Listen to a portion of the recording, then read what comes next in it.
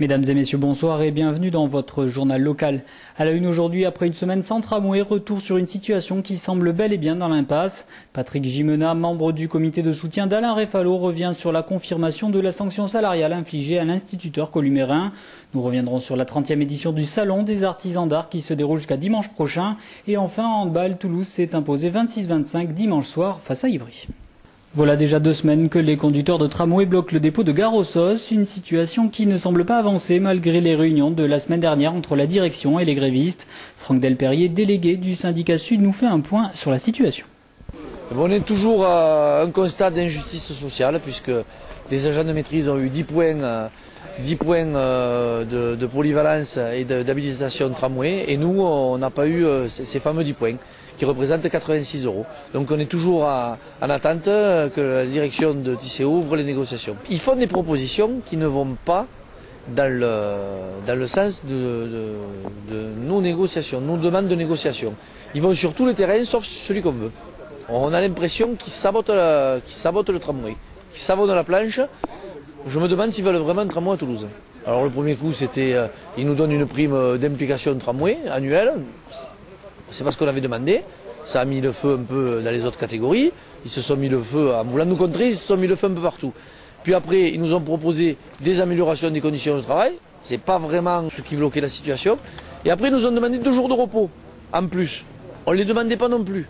Et pourtant, c'est pas une paille, 2 jours de repos. Donc, ils nous proposent des choses, mais dans des secteurs où on ne demande pas. C'est à peine croyable. Peut-être que demain, ils vont proposer un parapluie ou un vélo, on ne sait pas. Mercredi dernier, l'inspection académique a confirmé la sanction salariale infligée à l'encontre d'Alain Réfalo.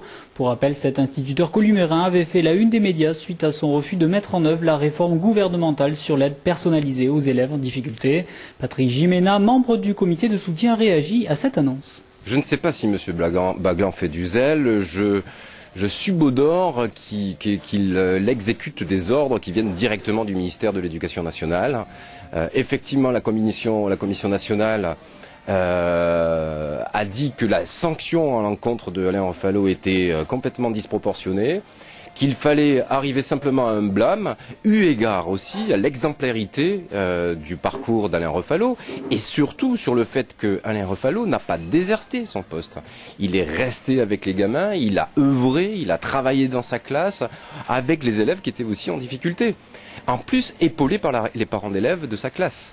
Donc il y a effectivement quelque chose qui est de l'ordre, je dirais, d'un acharnement qu'on peut qualifier de politique, puisque derrière le mouvement impulsé par Alain Réfalo, il y a aussi, je dirais, la démonstration qu'une résistance est possible sans pour autant utiliser la violence. Et je crois que cette exemplarité-là touche au cœur aussi le système d'une logique de domination et de soumission au lieu d'être dans des logiques de coopération avec la hiérarchie et puis les gens qui travaillent à l'école.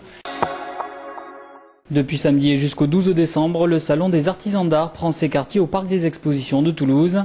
Pendant toute la semaine, près de 200 exposants présenteront leur savoir-faire unique et feront partager au public leur passion. Des exposants triés sur le volet. On a un certain nombre d'exposants qui sont fidèles et d'autres qui sont nouveaux. Le principe de ce salon, c'est que tous les stands que vous voyez là et les exposants qui sont présents ont été sélectionnés par un comité d'experts. Grande sélection qui est faite au début de ce salon, en amont de ce salon. 3 critères sont retenus. La production, puisqu'il faut que ce soit une production unique. La créativité, l'originalité, ça fait partie des critères qui sont retenus. Des critères qui assurent la qualité des œuvres présentées. Vous pourrez donc découvrir sculpture, ébénisterie, maroquinerie, verrerie, poterie, joaillerie, sans oublier les jeux et jouets, la mode et les accessoires. Une 30e édition que l'organisation a voulu sensuelle et féminine. Grande nouveauté cette année, c'est le thème de la femme à l'occasion des 30 ans du salon, c'est la femme qui est mise à l'honneur. On a proposé aux exposants de s'exprimer et une 30aine de pièces sont présentées au sein de l'espace. Donc vous découvrirez la femme à travers tout ce qu'il y a de plus sensuel, féminin, moderne. Une grande richesse d'œuvres qui sont présentées au sein du salon. Ce dimanche, le Toulouse Handball jouait contre Ivry pour le compte de la 10e journée de championnat. Et les coéquipiers danois Rayet se sont imposés à la dernière seconde grâce à un but du revenant Daniel Angelkovic. Avec son expérience, il arrive à mettre en ordre un peu l'attaque placée. Il cadre un peu les arrières, leurs courses et tout, donc il les met bien en bonne course. Et quand ça ne va pas avec les arrières, il est capable de mettre la tête dans l'intervalle et d'arracher des buts difficiles. Un retour gagnant donc pour le capitaine serbe absent, débarqué depuis 1 mois et demi et qui met fin à 5 matchs consécutifs sans victoire en championnat.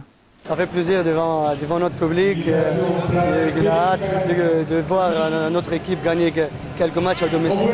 Surtout là, on rentre dans une phase un peu critique, on avait besoin de 2 points, donc on l'a fait.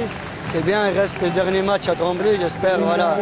Tremblay, on a toujours de la chance, on a gagné souvent, même là-bas. Donc si on termine la phase aller avec 8 points, ça sera bien quoi, avant la trêve. Voilà, c'est la fin de ce journal. Merci à vous de l'avoir suivi. Dans quelques instants, on se retrouve pour l'invité du jour. Ce soir, c'est Jean-Claude Davalan, diagnostiqueur immobilier, qui revient sur les dangers de l'amiante.